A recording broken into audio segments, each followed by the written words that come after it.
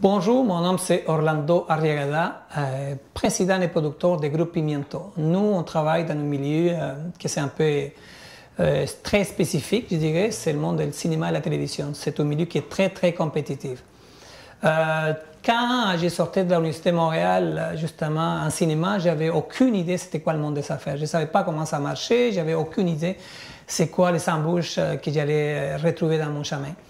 Par contre, rapidement, j'ai compris que si je voulais être indépendant, si je voulais être autonome, il fallait que je monte ma propre entreprise. Et c'est comme ça que j'ai rencontré les gens de CEDEC, les gens des réseaux, les gens de la Fondation des maires de Montréal pour la jeunesse et d'autres groupes qui existent maintenant pour aider les entrepreneurs. Je pense qu'il ne faut pas avoir peur d'aller chercher de l'aide avec ces gens-là.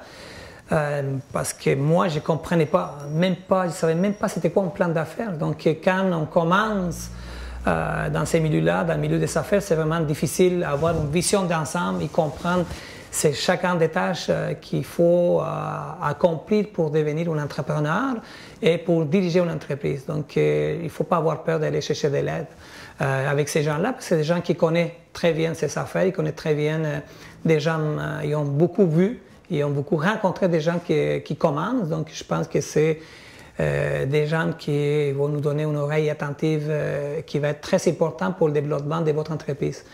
Qu'est-ce que j'aurais pu avoir d'autre comme conseil? Je pense que assez rapidement, peut-être avoir les conseils de la banque.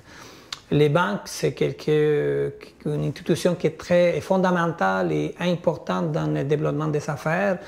Et nous, en tant qu'immigrants, on a un petit obstacle, c'est un peu les préjugés, qu'il y en a quelques préjugés négatifs qu'il faut savoir surmonter de façon intelligente. Donc, je pense que dès le début, il faut vraiment approcher une banque et trouver un bon banquier comme un bon avocat, comme un bon comptable. Il ne faut pas avoir peur d'aller chercher des gens qui sont plus compétents, qui vont travailler avec nous pour développer notre entreprise.